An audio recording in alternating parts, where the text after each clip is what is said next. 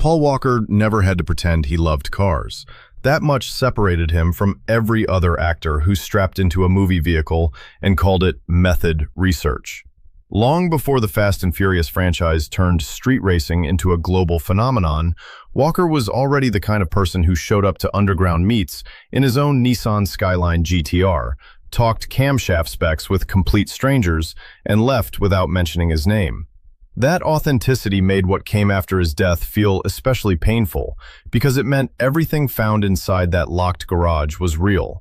When a private storage unit outside Santa Clarita was finally opened years after his passing, what sat beneath a heavy tarp wasn't a trophy or a display piece.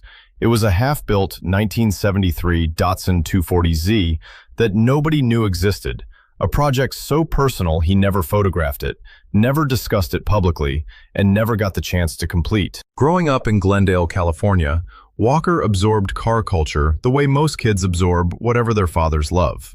Paul Walker III, a former sewer contractor and self-described gearhead, raised his son around wrenches and worn Japanese imports, and those early mornings in the driveway shaped everything that followed.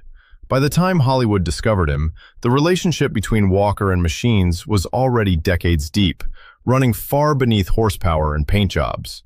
He co-founded Reach Out Worldwide, a disaster relief nonprofit that sent him across the world between film shoots, and he still arrived at charity events in dusty jeans with grease under his nails. His personal collection held over 30 rare and exotic vehicles, all in working condition, all driven, none stored behind velvet rope. Among them were real R34 Nissan Skyline GTRs, Toyota Supras, a BMW M1, several Celine Mustangs, and a Ford GT. 34 cars in total, co-owned with longtime friend Roger Rouse. Barrett Jackson handled the auction after his death. Enthusiasts cataloged every listing, and the public assumed they'd seen everything. One car never appeared on any list. Rumors about a hidden project circulated quietly among people closest to him. Not a purchase, a build, something Walker had been assembling in a private space that nobody talked about. Unlike his cataloged collection, which sat in climate-controlled storage with full documentation, this car existed entirely outside the official record. No insurance filing, no VIN registered with the DMV, no forum posts, no photographs, no mention in any car ledger associated with his name anywhere. For years, the story moved through the automotive community and got dismissed as grief mythology, the kind of legend that fills in around someone who died too young. Theories ran in every direction. Some believed the car was meant for his daughter Meadow, a gift or a lesson he planned to deliver when she was old enough. Others placed it as a tribute to his father, built in the spirit of their early mornings together. A few simply called it his escape, the one project with no sponsor, no deadline, and no obligation to anyone. That changed when the estate's final probate proceedings surfaced the existence of a private unit registered under one of Walker's LLCs, tucked behind a nondescript industrial complex, silent and dark for nearly 5 years since his death. When the door finally opened, the people stepping inside expected leftover parts or a project he'd simply walked away from. What they found stopped them completely. A 1973 Datsun 240Z shell occupied the center of the space, bare metal, stripped of paint, draped in a tarp thick with dust. A custom roll cage had been fully welded into the chassis. Racing harnesses hung from the frame. The firewall had been cut and reshaped, with tubular engine mounts pointing toward a far newer powertrain than the vintage body suggested, likely the twin-turbo V6 from the Nissan VR series used in the GTR lineup. Stacked crates contained matching components, ECUs, turbos, and fuel delivery systems, every one of them labeled in Walker's own handwriting and stored with the kind of methodical care that only makes sense when someone fully intends to return.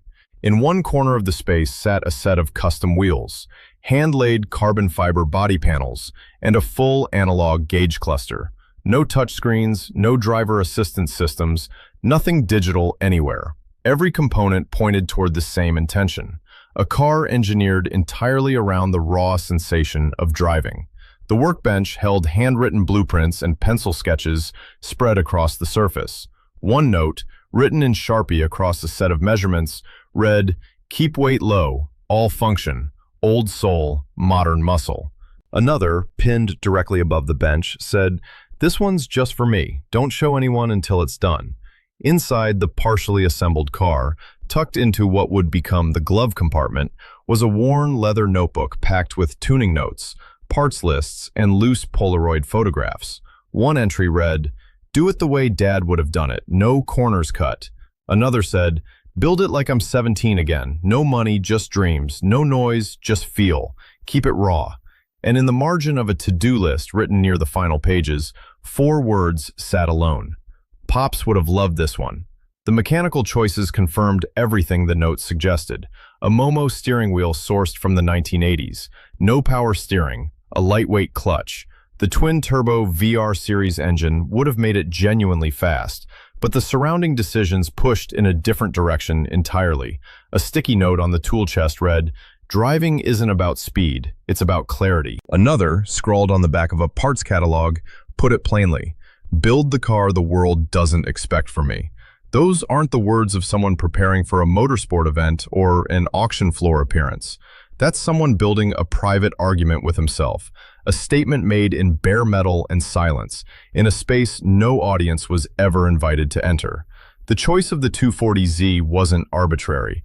Among Walker's earliest automotive memories were the lightweight Japanese coupes his father kept around, cars with nothing between the driver and the pavement except feedback and nerve.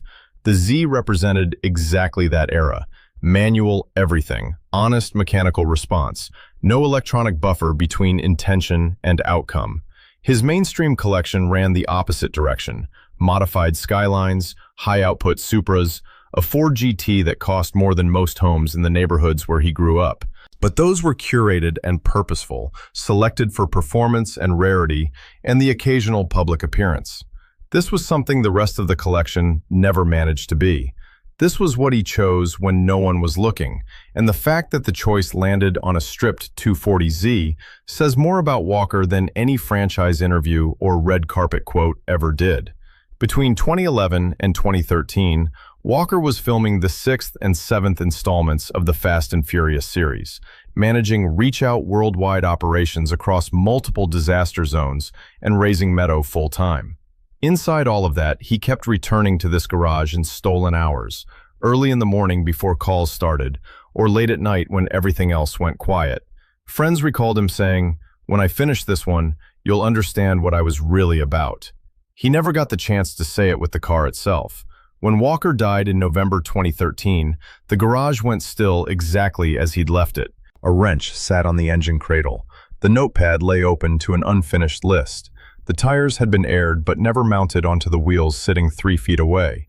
It looked less like an abandoned project and more like someone who simply planned to return the next morning. The automotive world and the entertainment world both claimed Walker after his death, and between them, they built something enormous out of his memory, something loud and cinematic that fit the scale of the franchise he helped build. But that scale flattens people. It trades the quiet, complicated reality of a person for the version of the story that travels well. That garage outside Santa Clarita resists all of it. The dust-covered 240Z, the notebooks full of handwriting, the crates of carefully labeled GTR components and analog gauges. None of it was staged. None of it was photographed for an audience, and none of it was ever meant to be seen. Walker was building something for no reason except that he needed to. No cameras, no timeline, no franchise connection. Just the car, the parts, and whatever he was working through in the hours between everything else. That 240Z will never be the most valuable thing Paul Walker left behind. But for the people who have stood inside that garage and looked at it directly, it sits apart from everything else in his story, not because of what it is, but because of who it was for. The actor showed up in films and press junkets. The gearhead showed up in that garage alone, with grease on his hands and his father's voice somewhere in the back of his head, building something the world was never supposed to see. That's the version of him that the dust-covered tarp was protecting. And now that the door has finally been opened, that version of Paul Walker is the one that doesn't go away.